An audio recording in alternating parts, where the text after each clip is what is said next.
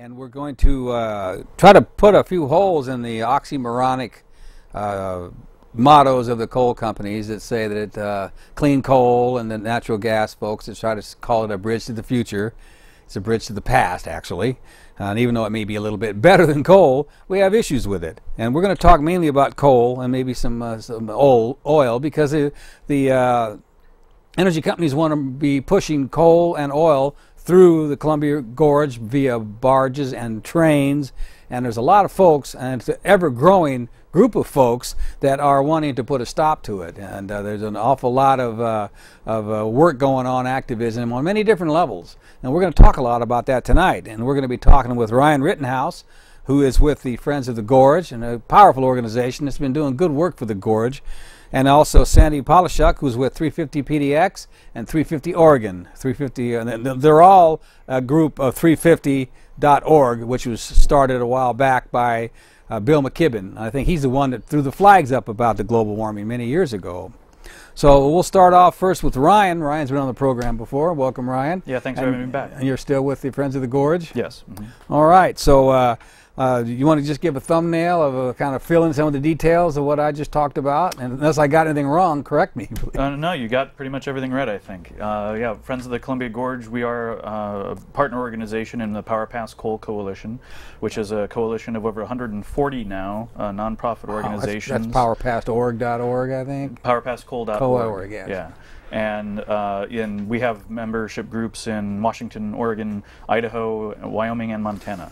And we are committed to stopping these proposals that people have, I hope, been hearing about for years now, to ship Powder River Basin coal from Wyoming all the way out through the Columbia Gorge to terminals they want to build here in the Pacific Northwest, to then ship that coal overseas to power plants in Asia and burn it there. There's a lot of reasons why we're opposed to it. One of the top ones, of course, is the coal dust issue of coal dust coming off these trains, getting in the water, right getting there, in the yeah. gorge. You can see right behind us. Mm-hmm. There, you can see the dust there coming off a train there that was out in the East Gorge. And that'd be just one of thousands of trains. Yeah, and so there's, to put that in context, there's 3 to 4 coal trains a day moving through the gorge already. These new terminals that they want to build would increase that to 30, maybe even 40 coal trains a day. Is that what a terminal would look like? Yeah, there? that's exactly what a terminal would look like. They would just bring it on trains, open top train cars, put it into piles like that, and then when ships pull up, they would then take it from the piles and put it on ships and send it overseas. So this is an incredibly dirty process, of course. It would be one of the largest new projects in the entire world in terms of carbon emissions. Wow. So the impacts go far beyond even just the local impacts that people are concerned about, coal dust and increases to blocking of their railroad crossings, but global warming and global pollution in general are a huge concern with this. Mm-hmm. And the same is true for the oil that they want to bring through. We already have about 2 trains a day moving through of oil. And this is not normal crude oil. This is what's called Bakken shale oil. It's produced through a hydraulic fracturing process, or fracking, similar to the natural gas that people have been hearing about, only this is oil. Mm-hmm. Well, that fracturing process doesn't get you as, I guess, pure, you might say, crude oil as normal, and it's full of things like propane and a bunch of other additives. Sulfur. So sulfur, there's all kinds of stuff. And that propane in particular makes the mix of fuel that they're putting in these train cars very volatile and explosive. So whereas before, if you had a oil train coming through and it derailed, that was horrible. You'd get oil spills and it might even catch on fire. But now with this new Bakken oil product, these train cars are exploding when they derail, and it's basically a rolling train of bombs. And we've had 6 derailments and explosions in the past year alone, one of which I think there's a picture up behind us right now. There it is, yeah. And that's Lac Mégantic in Quebec. Killed 47 and people. That killed 47 people when it blew up, because it blew up right in the middle of a town. So this is obviously something that is fairly new. The industry is obviously not prepared for it. And this is something that we have concerns about, whether it can ever be transported safely, at least in that current form. Mm-hmm. And at Friends, we particularly think that we need to be focusing more, in terms of new infrastructure development at least, on renewable energies, the true alternatives to fossil fuels that we need to be transitioning to over the next few decades if we're going to avert the worst effects of climate change. And so the last thing we need is a bunch of new oil terminals furthering our investment in a dirtier form of oil. Yeah, that bumps the envelope more into the future. Yeah. And we need to do it now. Well, there's so many different levels, like I said, that is going on, and we'll talk about the legislative levels and the public input levels, which there has been quite a bit of it. I don't know how much media's been covering it, but Sandy, she's with a group called 350PDX, 350.org, and you might talk a little bit about what those organizations are. Then I'd like to talk a little bit about the angle of divestment. Right. Well, as you mentioned earlier, 350.org, which is the global organization, was founded by Bill McKibben, co-founded by Bill McKibben. There were actually 7 students at where he teaches in Vermont that co-founded it with him, and 6 of the 7 still work for the organization. I think it's 9 years later now, and it's a global organization, and with locals all over the world. Here in Oregon, we have a Portland local. We have a Salem one just getting going. We've got Eugene and also Corvallis, and we're hoping for more. And but we're also working with other organizations like Southern SOCAN down in Ashland, but our single focus is to build a grassroots mass movement to solve the climate crisis. That's what we're doing. So it isn't just against coal. You're working on doing it right. It's all the fossil fuels, because the reserves that the oil and coal and natural gas companies have amount to almost 5 times as much as we can afford to burn without devastating the habitability of the climate. Bill McKibben wrote a wonderful article a couple of years ago now in Rolling Stone, but you can still read it online. It's called Global Warming's Terrifying New Math, and it lays it all out. But the main thing you need to know is that we can't let them burn all that fuel, all that fossil fuel. I just went yesterday to a wonderful conference on, it was a summit that Oregon's treasurer, Ted Wheeler, put on about, it was really about investing pension funds in renewables. But it's not just pension funds. But I learned so much about, especially about how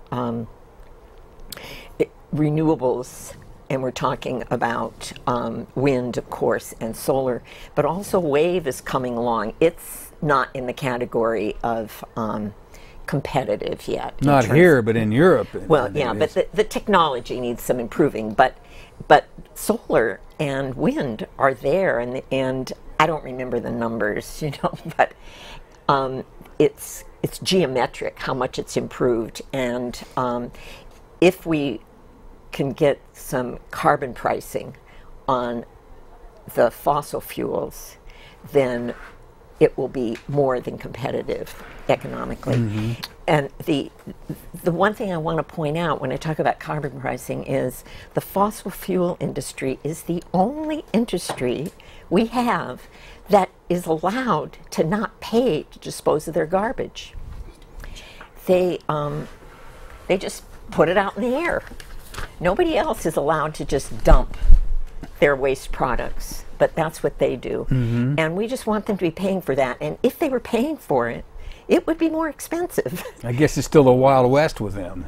Well, yeah, and so one of the things that 350.org has promoted, and that Bill McKibben did a speaking tour on, it started the day after the last election, the last presidential election, so it's almost 2 years, a year and a half ago, was fossil fuel divestment.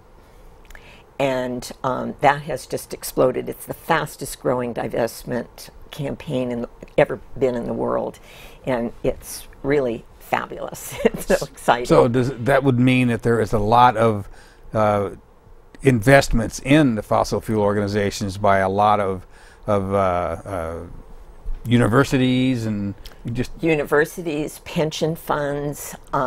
Those are two big ones. Foundations. You know, everybody. I mean, if you own a mutual fund, or if you have a pension plan, if you're a part of PERS, you are invested in fossil fuel.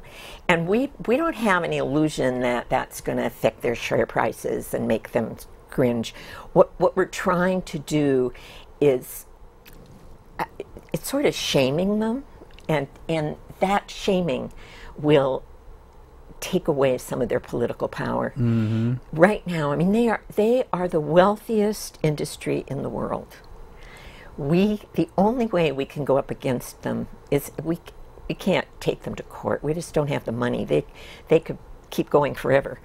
But we can with masses of people, if the people really come out and really, that's Sure. why I say we're building a massive grassroots movement. Well, it strikes me that they're pretty shameless. So the only way to engender any shame is through public opinion. Well, you know, they have bought the majority of Congress. So to change the rules, it's going to take massive, massive pressure from the people. Mm-hmm. So that's what we're going for. And we think that this sort of the divestment, it gets a lot of publicity. It's making people aware of the issues. Stanford University was the last one they divested from coal. I believe it was $41 million. Or maybe it's billion. I'm not sure. Mm-hmm. These are organizations. Harvard has a huge fight going on. The faculty and the students are very well organized there. And the administration, the president, is making really stupid statements. But that struggle is going to continue. And Sure. It's putting Harvard on the wrong side of history at the moment. I'm hoping they'll come around. I hope they'll come around. Well, we just got to keep giving them a little bit of push. But I guess we should move maybe over to the governor. I mean, I've gone to some rallies in Salem at the Bureau of Land Management. No, not the BLM.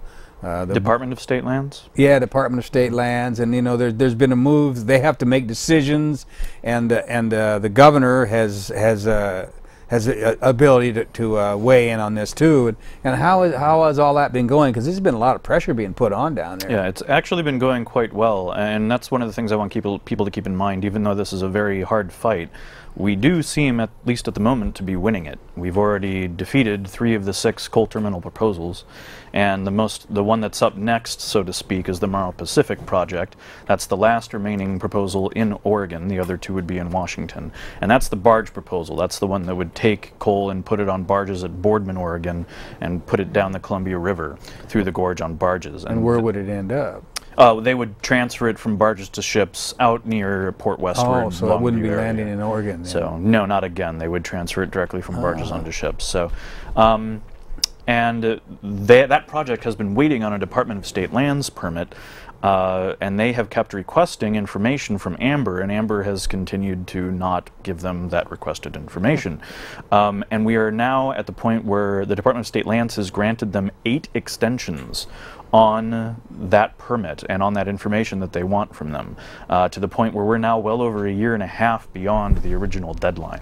So, and the governor actually made 2 great statements recently, one about a month ago where he said it was time to say no to coal exports, which was great. And then just recently when that permit was delayed again last Friday, and he said that he was very disappointed with that, and that he hopes that more decisive action will be coming along soon. So, at least on the coal issue, we think that Kitzhaber is starting to swing our way, and we are hoping to see a good decision either from his office instructing the DSL to deny the permit, or a flat-out denial from DSL in about 2 to 3 months anyway. So is that instructing them, or is that telling them? I guess, yeah, it's sort of synonymous, and yeah, he could just tell them. So, tell them? Yeah. All right, well, that would be the way to go then, and that would be the end of that. Yeah. Of course, how is the legislative process or the governor's response up in Washington? Pretty good as well. Up in Washington, they have SEPA, the State Environmental Policy Act. We do not have a SEPA in Oregon. We're working on that, by the way. Mm-hmm. But a little side there. Yeah, but we They do have a SEPA up in Washington, and so that has triggered a more extensive review of those terminal projects. And those reviews do seem to be going quite well. We had a whole slew of hearings over the past year to year and a half that were called scoping hearings, and they were quite well attended. We set records both for the Gateway Terminal and for the Millennium Bulk Terminal in terms of comments submitted to FSEC, the Energy Facility Site Evaluation Council of Oregon, and to the Department of Ecology of of Washington, I'm sorry. And I mean, just blew away the records. The first one was 120,000, and then for the second one later, about a half a year later, we blew that away, our own record away, by getting over 210,000 comments submitted to the Department of Ecology. That's really hard to do. Yeah, it's really hard to do. And I mean, it's just incredibly clear that the people of the Pacific Northwest don't want this. That they understand why it's bad for us, why it's bad for the planet, why it's. I mean, the only person it's good for are these coal companies, because they're going to make profits off of it, but they're going to make those profits at our expense and at the expense of the environment. So it's just not worth it. Mm-hmm. You mentioned Gateway and one other? Yes, the Millennium Bulk Terminals. Where is that? That would be in Longview. And that is proposed by the same company, Amber Energy, who is proposing the Morrow Pacific project out in Boardman, the barge proposal. Right, and where's Gateway? Gateway is up north of Bellingham, Washington. Because I was wondering, because you said 3 have been defeated, and I don't know which ones those were. Yeah. So which ones were defeated? And that was just before I moved here and started working on it. But one was in Coos Bay, another one was at Port Westward, just across from Longview, and then the other one, I'm not sure. For some reason, I want to say Grace Harbor, but that might just be because there's 3 oil terminal proposals there. But I want to say it was there. I do have maps, but of course I didn't bring the map with me. Right, sure. So. Well, I know that they just threw I figured that they just threw 6 of them at us, knowing they'll get some through.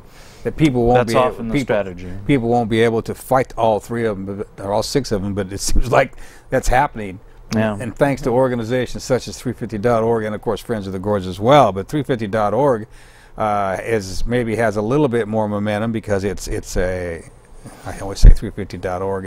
It's just 350, right? No, 350.org. That's the actual name of the organization. That's the name of the global organization. Oh, all right. And then we here are 350 PDX and 350 Oregon, and yeah. And I know that they're fighting this on many other levels, but this must be one of their main fights in the Northwest, I would think. Well, yeah, because you know the Northwest has this incredibly important role. Because we are the gateway to the Pacific. We are the gateway to China. They don't want to ship from Texas to China. They want to ship from here. So activists in Washington, Oregon, and British Columbia, we have an important job to keep this from happening. You know, a friend of mine recently said, well, shouldn't we let them ship it over there? I'd rather have them burn it in China than burn it here. But, you know, it's a closed system. It doesn't matter where you burn it, it's still getting up in the air. And and it's that parts per million of carbon that we've got to keep down. Where it was 275 for forever since and since the Industrial Revolution, we have brought it up gradually, and now we're around 400. And the name of our organization is 350 because that's what scientists think is the safe level. That's the alarm bell to go off. Yeah, and so we need not only to stop it going up, we need to start bringing it down. And the only way we're going to do that is by stopping burning fossil fuels and also stopping deforestation. That's also a very important, I'm not personally working in that, but that's an important part of the mix too. And the destruction of our oceans, which is even more important than deforestation, because the oceans actually account for about 70% of the planet's carbon sink, and the land-based forests only account for about 30. Not to downplay deforestation, it's a very, very important issue. But at least with deforestation, people at least kind of see that and can relate to it. People don't relate as well to the ocean because it's literally out of sight beneath the waves. But we're destroying our oceans not only through overfishing, but through acidification because of global warming. Right. So. How is it that the oceans absorb and maybe you don't understand the process, but... I'm not a biologist. I do know that a lot of it has to do with algae and the biomatter that is in the ocean. They breathe in the CO2, I guess, and breathe out oxygen. That's actually where most of our oxygen comes from. Again, not the rainforests, but by the oceans, wow. and the life forms that live in the ocean. I think it's more than that. Again, I'm not a biologist, but I do think that the water itself is able to actually absorb certain amounts of CO2, and that is actually making the water more acidic. I wish I could explain it to you, but I'm not a chemist. But you can look it up online. There's some great resources out there. I think it's skepticalscience.com is one great one. And there's a whole bunch of great Union of Concerned Scientists. Their website would probably have a lot of good information on it. Well, like Sandy says, you know, I don't remember the phrase you use, but it's, you know, it's all connected, one unit. And there are ocean in the ocean. There are rivers on top of rivers. There's hydraulic cycles. There's carbon dioxide cycles. There's salt cycles, and the hot and cold conveyor belt that brings the hot water, the heat from the equator up to the northern, and then swings it back around, and it sinks and cools off. All that is dependent upon just a small range of whether it's salt or carbon dioxide or oxygen. All these different things, and we're messing with more than we realize. Oh yeah. Yeah. And it just seems to me that in order just to keep the profit levels up, these are being ignored, and you have folks like the Koch brothers that are pumping all kinds of millions of dollars into keeping people befuddled. And then they have Bill McKibben. And they're in the oil business too. Oh, yes, that's right. And they're making, you know, making an extreme amount of money. Yeah, we need them to change their business model. We need them to stop, you know, right now, making money. Their bottom line is their priority. And we, the people of the whole world, we need to get them to change that to the health of the planet. And they're not going to do that easily. That's what, you know, why we're doing this divestment, is to build the pressure against them to change that. And in fact, bringing that back a little to the governor and the coal decisions, there was actually a recent bad editorial in the Oregonian about Governor Kitzhaber's recent statement. And so actually, people watching at home, if you would like to, please read that recent editorial in the Oregonian and send in a letter to the editor criticizing them and defending the governor's statement, because they were way off base and way out of line in the things they were accusing the governor of. They were completely ignoring most of the facts involved with the coal export proposals and the burning of coal in general.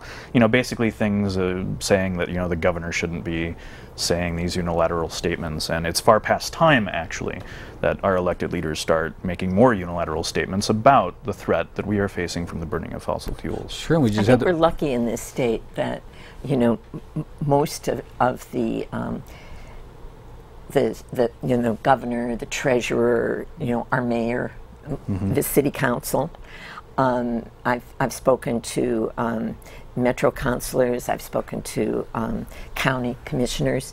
They all believe in global warming. Yeah, they at least all there's know. that. They all know that we need to deal with it, and actually our county has some very good programs on trying to deal with it. But what we really need is policy. Yeah. And it's really great if we, you know, reduce our emissions here in the Northwest, you know, get more fuel efficient vehicles, get more electric vehicles on the road. But if we do all that and don't stop these coal and oil train exports, none of that'll matter, because those exports dwarf anything we could do in our day-to-day lives here in the Pacific Northwest. So really the number one thing we can do as people who live in the Pacific Northwest is to stand up and draw a line in the sand, so to speak, or across the railroad tracks, I guess, and say no to these export proposals. Well, it wasn't specific to that, but our president just did that. With the 30% reduction rule, yeah. I don't think it's anywhere near aggressive enough, obviously, but obviously. at least it's something. I think Stephen Colbert did a little bit on his most recent show, I think, where he said, where he was responding to a statement about how this was the most any president had ever done to address climate change, and he said, yes, and in second place, tied with 43, is every other president who has done nothing. so at least it's a step in the right direction. Sure. And then, Well, we're waiting for him to say no to the KXL, Keystone Pipeline. Yes, that too. And some of this oil that's going to be in the trains is that same oil. It's that oil from the tar sands up in Alberta. Yeah, we're very concerned about that. The worst oil It's barely oil. Well, and it takes in a tremendous amount of energy to get it up out of the ground, and it creates all this garbage, and then it's super, super dirty. And that's some of the oil that would be coming through here if we let these oil trains through. A lot of people don't realize this, but this is one of my favorite pieces of points of fact to point out to folks who maybe sometimes don't really understand the difference between the fossil fuels we use for energy generation and the fossil fuels we use to power transportation, which is gasoline. And the tar sands up in Canada, they are actually powered by a number of giant natural gas power plants. So they have these large pipelines, natural gas pipelines, going from Alaska and not going to power plants anywhere to actually provide electricity for us to use. They're going to power the tar sands operation. So you're using a fossil fuel, massive amounts of it, just to dig up of the cleanest another fossil fuel. It's even dirtier. That's far dirtier than any than any liquid Right. fossil fuel we've ever seen, just to get a product that we can use in our cars. So that makes no sense. That sounds crazy. Yeah, So. I remember reading before that I think it takes like 43 pounds of corn to produce 1 pound of meat in the food industry. Yeah. And that's just, it just seems like, I'm sure those aren't the only two, but they really stand out. That it's incredible that that's going on. That they got their eye on the profit. So this money is going to the top, and but then again, all these communities are dependent upon it. And it just and it's just, the food communities, like with your animal, I forget what it's called, the large animal places where they The CAFOs, the CAF, confined there you animal go. feeding You got operations. You got Yeah. a sharp mind there. You read. I know a lot about all these. I've been doing this a while. So. But we talk about these. I brought this up, but it's not really separate because one of the largest sources of carbon dioxide on the planet is coming from the animals like this. And I forget how high it is, but it's up there right underneath transportation and coal production and burning of coals. And so all these things fit together, and I always try to connect the dots a little bit. And it may not be the exact same people that are in the energy business, that are in the producing these foods, but it's the same mentality. It's the same profits before people mentality that's causing all this. And just the hue and cry we heard last week when Obama announced that he wanted to do this, they were sounding like it was the end of the world. And it's as you say, it's really meager. Yeah, it's 30% by 2030. I mean, that's not a hard goal to make. It's not going to keep. Yeah. It's not going to keep it at.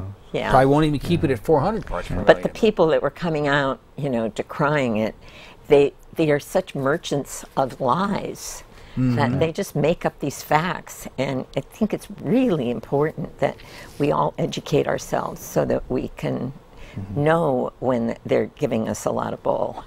And can I talk about this? I was just going to bring that up. Yeah, because now this you is can hold that up. Yeah, this is a little opportunity for some education. Can you come? She's going to work on that right now. So we are having a week from tonight at Peace House in Northeast Portland, 18th and Tillamook, the Crude Awakening Tour. It's the Crude Awakening Oil Train tour, and Matt Crow from Forest Ethics is going to be here speaking about the oil trains. And oh, great! Oh, super! Yeah. And we're going to have a potluck first at 6 o'clock, and the presentation itself is at 7. And it's not just the education. Maybe some of you know of Dana Lyons. He's a terrific folk singer. He's appeared here in Portland before. He's famous for Cows with Guns. It's funny. Song. It's really and, funny. He's really great. And the two of them are doing this tour together. And we're really pleased to be able to be bringing them. And he's done a song on the coal train. Sometimes. No, he's Dana's quite a political folk singer and a really great musician. And so the two of them have teamed up, and they're on a tour around the Northwest to teach people, educate people about the crude oil, about the trains, about the rush to build them in both Washington and Oregon, and it's a wonderful opportunity to learn about it and have some fun, and we hope you'll be there. We're paying those expenses, so we are asking for donations, but we won't turn anybody away who can't pay. Right. But we would love to see you there. 6 for the potluck and 7 for the presentation. Sure. Yeah, and you can find more out about it at our website, 350pdx.org. There it is, right up there. Yeah. Great. Well, all right. You mentioned he had a song, and I got on the internet and I found that he had a song about coal. Yeah. With Sometimes or something. And it actually has it online, so you can watch him sing it. Yep. Well, much better in person, though. Much better. Oh yeah, yeah, and he'll be singing other things besides. Oh, too. absolutely, So, absolutely. And Yeah. we're co-sponsoring that. We fully support that. I unfortunately won't be able to be there. That's right, you're but leaving I'll be town out of for a town. little But bit. totally encourage everybody to go. Well, you know, it's important to learn things, but it's important to have a good time too. You know, like Joe Keating, you know, he said he's a longtime activist. He says they got the money, but we got the music. And we also Really- have it's the really community. important. We And also have community as community, and that's really what the potluck is about: is getting to meet other like-minded people, and find out more about the organizations, the co-sponsors, and of course 350 PDX. We really want to meet you. Well, that's the community that has allowed it to go from 350.org to 350 PDX to 350 Oregon. I mean, you know, the community gets together and Right. realizes that, you know, it isn't up to someone else to do this. It's up to us sitting in front of the TV. It's up to Yeah. folks watching TV to find a way to fit into it. Yeah. And a place like something like this, you can go. You can maybe learn where you can fit into. Yeah, That's exactly right. Just yesterday, I was actually sitting at this summit I mentioned next to Representative Tobias Reed from Beaverton, and I asked him what he was doing there. He was the only, that I was aware of, the only elected official, from the legislature there, and he got out his phone and showed me the picture of his children. That's why he was there. That's why Picture's he worth a cares thousand about words. climate change. Yeah, you know, and I wonder sometimes, you know, do not these oil executives have children and grandchildren? What are they thinking? Just putting their heads in the sand. And I wish they'd put them in the tar sands. I was just gonna say that. You beat me to it. You know, what are they thinking? Ignoring this and just, you know, how much money do they need? Well, they're believing their own It's- propaganda. Or maybe it's the power of denial, but we really have to stop denying it and face up to it. I think a lot of people, when they start to realize how serious it is, they get really scared and they want to not pay attention. But I think the thing, what works for me is to pay attention, but to do something about it, to get involved. And then it's not depressing because you realize that there is something you can do. And you can, you know, join our organization, join Ryan's organization. There's a lot. Columbia River United. There's a of lot of organizations. demonstrations against, and there's a lot of hearings. Yep. The hearing the other night Yes. went went into the next day. Yeah, we had a really great meeting in Vancouver. The Vancouver City Council took public comment. Over 100 people gave comment. And at the end of it, at 1:30 in the morning, they voted to pass the resolution against the oil terminal and the oil trains. So we have a very good resolution now out of the city of Vancouver. And just speaking about getting involved in general, people can go online to our website. That's gorgefriends.org. And sign up for our action alerts. And that's me. I'll be sending you action alerts. Don't worry, it's not spam. You'll only get at most 2 a week, but usually it's only about 1 a week or 1 every 2 weeks. And we want to let you know about when those important meetings and hearings are coming up, because it's all about the people power, so to speak. It's Right. all about getting massive numbers of people out, showing their support, showing their solidarity on these issues. And you can also right now go on our website and sign a petition to either governor. It'll go to both governors depending on where you live, Governor Inslee or Governor Kitzhaber, on the oil train issue, which we haven't talked too much about yet. But we're really starting to ramp up that campaign as well, and we really want to get lots of public pressure on Kitzhaber and Inslee to say no to these oil terminals as well. Is that petition he was just talking about? Is that the same one you were talking about? No, we've got another petition. It's called the Oregon. There's petitions everywhere. Yes.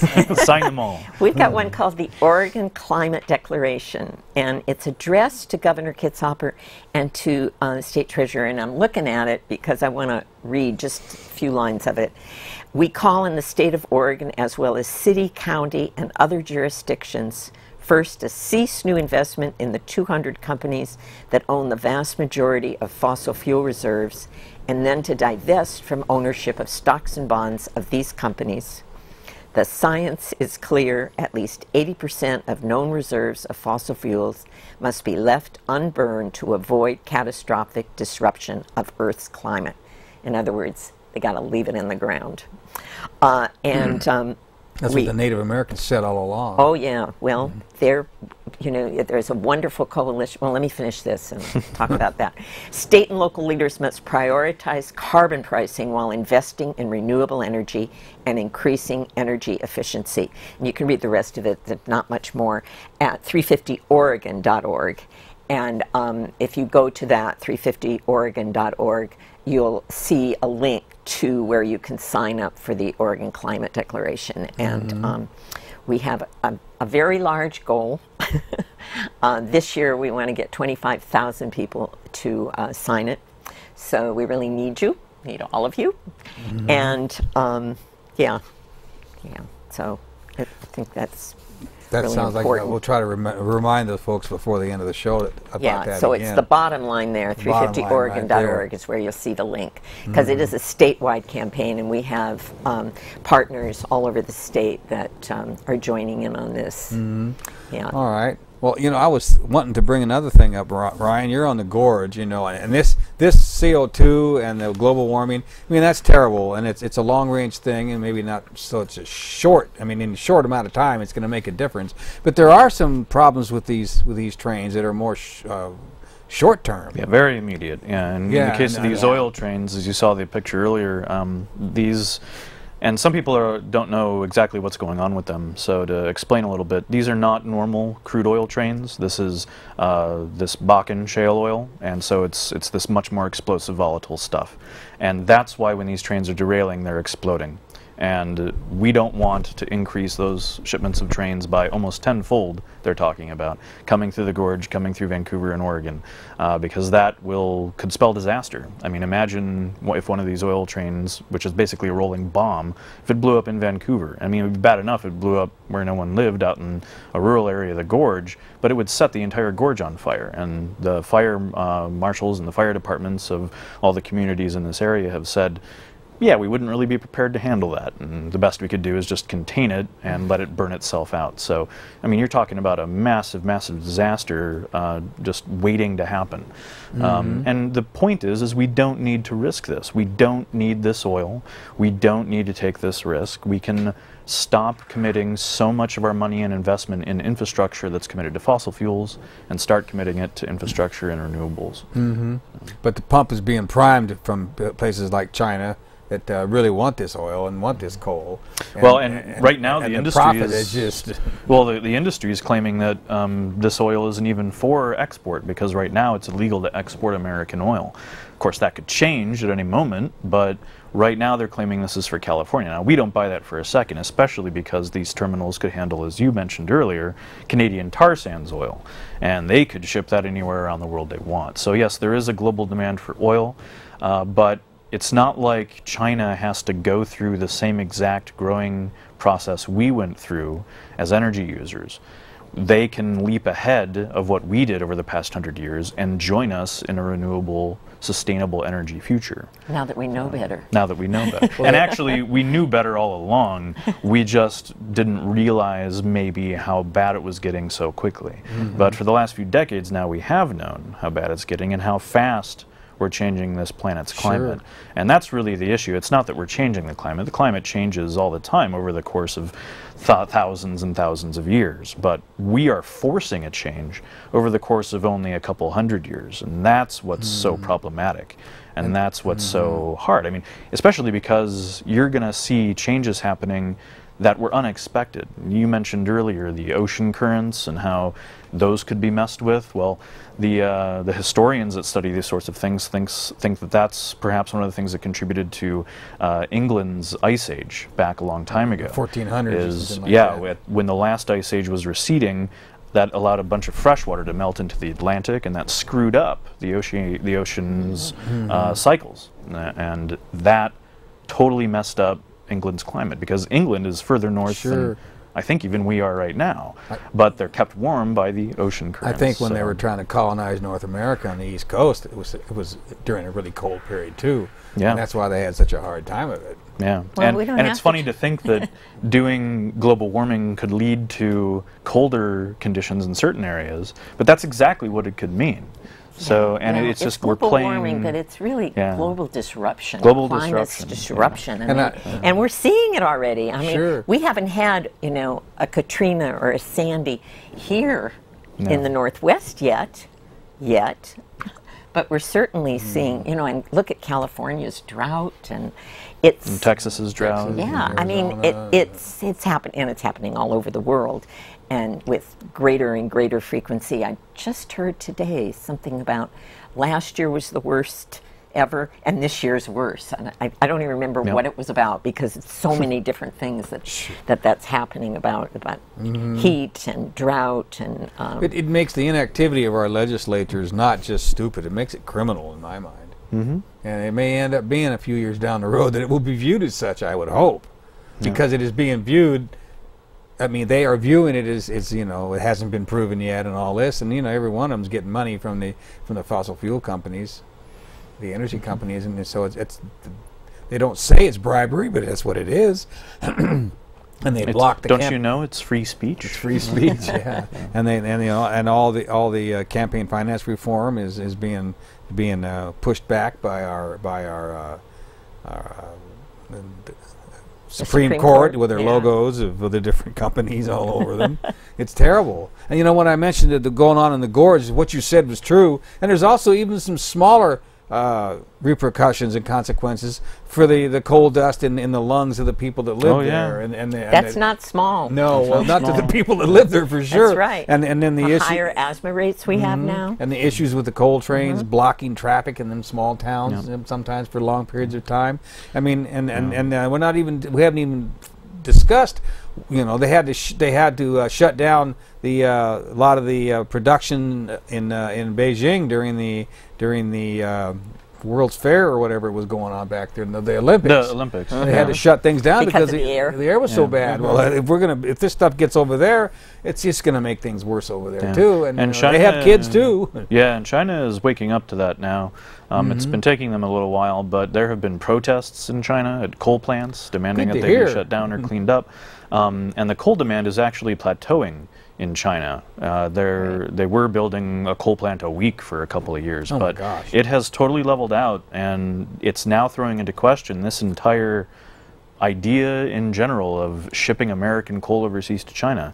It doesn't look like, even based on current economics, not even taking into account all the externalities, that it's going to be profitable. So if we can just keep delaying these permits, we may just win, because the coal companies realize it's not going to be profitable anymore. Which is why the oil fight is so important. Yes. That one has not plateaued. No, and that one probably won't. We need it not only to plateau, but we need it to just down. Yep. Well, like you mentioned, they all want to live like we lived, and they all want to learn their lessons like we haven't learned ours. But you got what, 1.2 billion people in India, and somewhat the same in China, and these are very rapidly growing economies, and they're going to be growing on coal and oil, it seemed to me. And you hit the nail on the head, because I mean, who are we to tell other countries that they can't live like us? But my sort of whole point is, there's a better way to live than we've been living. There's a way we can live that doesn't exploit the 99% for the sake of the 1%. It's called progress. And it's called progress. And the way to do that is by being responsible in our policies and in our actions. I mean, we're human beings. We need to consume a certain amount of resources to survive. There's nothing wrong with eating food and using a certain amount of energy and a certain amount of resources. But what we've been doing is just exploiting resources well beyond our fair share for a long, long time. And so it's going to require a change. But the thing that I think most average Americans need to understand is, in most ways, it's going to be a change for the better, especially for the vast majority of us. It's just that top 1%. Those are the ones who are going to have to see all their huge, massive profits go away. And that's what it is we're really fighting against, is possibly the collection of the most powerful people that have ever been on the planet And how do you do that? Well, you do that by organizing. You do that by getting the people motivated and organized and moving forward all together in the same direction. Not letting them exploit us and not letting them exploit the earth. Exactly. Or other countries or other people. And that's what's going on. It just seems to me that the I lost my complete train of thought there because there's so many different directions to go. Why don't we just open up the phones, and if anybody wants to call in and that'd be great to get some callers. Get some calls and any questions and comments on this. It's great. But it just seemed to me that the divestment is such a good way to do this because not so much divesting from the coal and the oil, although that's important, as to put that money into renewables. Absolutely. That's probably more important. Yeah, and it's really exciting what's going on with renewables. There's a lot of it already. I mean, there are a lot of companies like Google has signed a contract for I believe it's wind, a 20-year contract at a set price, and it's being renewable energy is being marketed that way to corporations that they can buy it, get it at this price. It's a decent price, and they're doing good while they're doing well. And it's just like with anything else. If you at the very beginning, the cost of photovoltaic cells and wind and all that, because you had to have the thing spinning so fast. That's all changed as investments has gone into it. If we get a lot more investment that is going into the oil and coal, going into renewables, that will speed that up. I mean, battery technology is just skyrocketed over the last few years. And that's what it's all, especially for cars, that's what this all revolves around. And solar as well has the cost of it per megawatt has dropped exponentially over the past 30 years.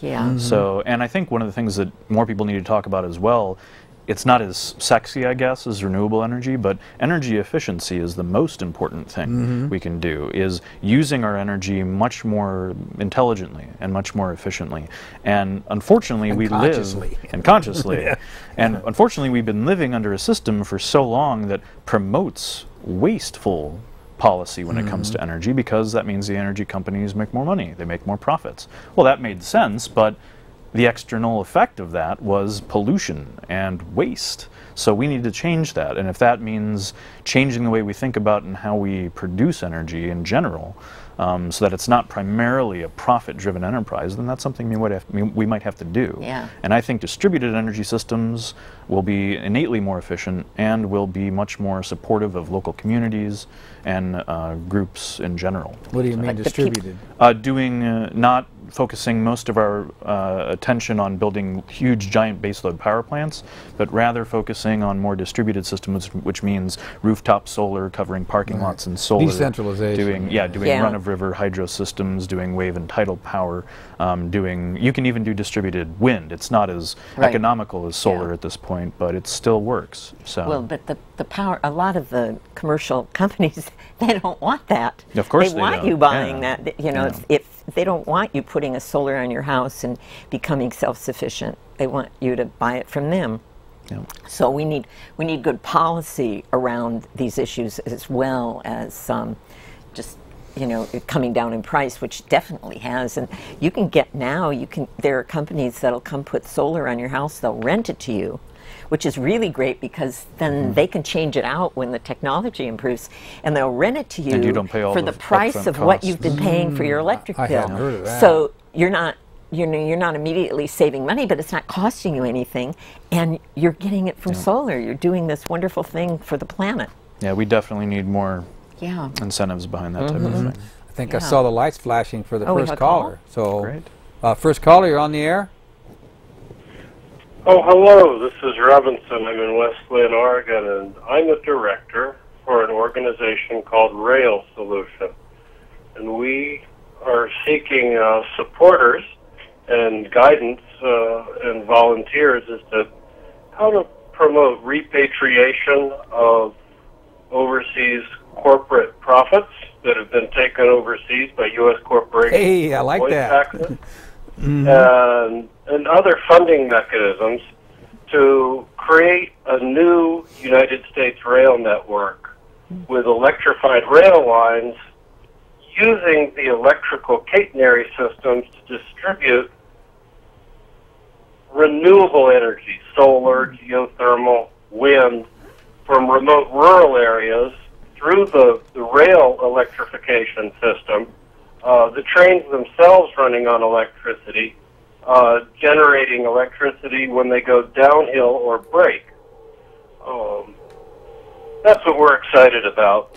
That sounds exciting to me. Do you have a website? We do, yeah. railsolution.org.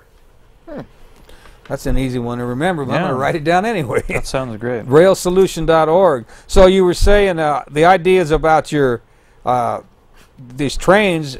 I think Obama tried to get some high-speed trains going, but he never couldn't get the funding for it. I think that what you're talking about is a great idea, but and this repatriation, you're talking about trying to get some of that money back that has been put in overseas bank accounts that were to ditch the taxes. Did I get that right? You got that right. Economists vary in their estimate from $1 to $2 trillion have been taken out of our economy. Yep. Well, if we did that, we could quit trying to take money away from people getting food stamps and getting relief when they need it because they can't find a job. We could take away a lot of that problem. Designing and rebuilding railroads is good blue-collar and white-collar work. Lots of jobs. I've often thought that if we had a high-speed train going up and down each coast and maybe a couple, three going across the country, that would maybe catch up a little bit with what's going on in Japan and in parts of Europe, because they're able to do it. Why can't we? Yeah, well, sadly, the privately owned railroads are more interested in using fracking gas to run the locomotives with liquefied natural gas. That's a short-term solution that makes sense business-wise, but it's not a good long-term solution for what you're talking about and what rail solutions. Sure, and what you're saying, these trains will generate some of the electricity they need en route, so to speak. Yes, sir. That sounds great. That's the efficiency I was talking about. Yeah, there you go. Yeah. That's important. That's a way to win the battle. Yeah. Well, I appreciate you calling in and giving us that comment. That's railsolutions.com. Railsolution, railsolution.org. Oh, .org, of course. Yeah, okay. Well, thank you very much for the... Thank you. All right. And that actually made me think of one of the criticisms we've been getting lately, unfortunately, which is there's a rail fan community out there, and they tend to criticize us for being against trains. And I'm like, wait a minute, we're not against trains, we're against coal trains. What's on the train? But we're not against trains in general. And I think that the devastation of our rail infrastructure in this nation is one of the worst untold travesties in American history. We used to have the greatest network of rail that probably I think the world has ever seen, and so much of it just became derelict and just went away and got abandoned because we stopped using rail and we started relying much more on gasoline-powered transit. That and our whole attitude towards infrastructure. Yeah. I think we're getting another call. Next caller, you're on the air. Welcome to the program. Yeah, hi Jim. Great show as always. Thank you. I apologize. I tuned in a little bit late, so if this has already been addressed, sorry, but it doesn't hurt to emphasize something. Well, if you roll the clock back 100 years before or around the time when oil was just taking off and fossil fuels are taking off, that replaced energy sources that were beforehand economically viable, but then oil became more viable, and they used to use whale oil for land and that kind of thing, and that went away. And I think we're just in the same kind of process now in the 21st century, really using a 20th or even a 19th century oil energy source. But that didn't happen just economically. There were a lot of incentives or even subsidies that came from government to subsidize the development of fossil fuels that we're using today. Luckily, that seems, I think we can all see the writing on the wall that 100 years from now, we're not going to be using coal and oil, but it's a kind of a bumpy transition. And as soon as it becomes more economically viable to use renewable energy than fossil fuels, it's going to happen. But I guess my point is that is there a way to bring pressure to bear on politicians to incentivize the right thing versus the old technology, and really make it economically viable? You know, the big corporations are going to be jumping on to whatever makes business sense for them, and companies like oil companies have now become energy companies, and they're kind of dabbling with all of the renewables. But maybe your guest could just touch on how to accelerate that process so that it's an economically viable alternative, and then all of a sudden it'll just take over from the fossil fuels and moving into a new age of renewables.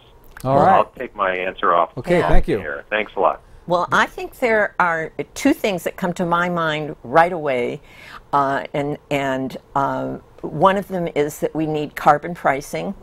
It's a little bit of a repeat for people who've been with us the whole time, but that means either a carbon tax or some other way to make fossil fuel companies and users of fossil fuel pay for the cost of the pollution they're doing, paying for the garbage that they're putting out, just the way everybody else pays to put out their garbage. And the other thing is laws that give incentives for renewables. So if we could do that, it would bring the price of oil up and the price of renewables down, and which is exactly, you're right, that's exactly what we need to do. And my organization, 350.org, 350PDX, 350 Oregon, we think that one way to pressure the policymakers is through fossil fuel divestment, from taking away that social license that we have given to the fossil fuel companies to say, do it, make our lives marvelous with all this energy. Taking that away from them will make it possible for policymakers to make those changes that we drastically need, and which many of them know we need. So we're down to about a minute and a half. We got another caller, but we're out of time. So apologize to the caller. We needed to make at least somewhat of an answer to that question that we just had. It was a good one, and we got a little over a minute left. You might mention your Crude Awakenings one last time. Yes. This Friday night at Peace House, Crude Awakening Oil Train Tour. It's a concert with folk singer Dana Lyons. There we are. And Matt Crow, who is with Forest Ethics, and he'll be talking and showing a PowerPoint on the rush to build new terminals and receive crude oil by rail in Washington and Oregon, and what it means for our region, and what you can do about it. Of course, that's always the most important thing to know. Most important thing.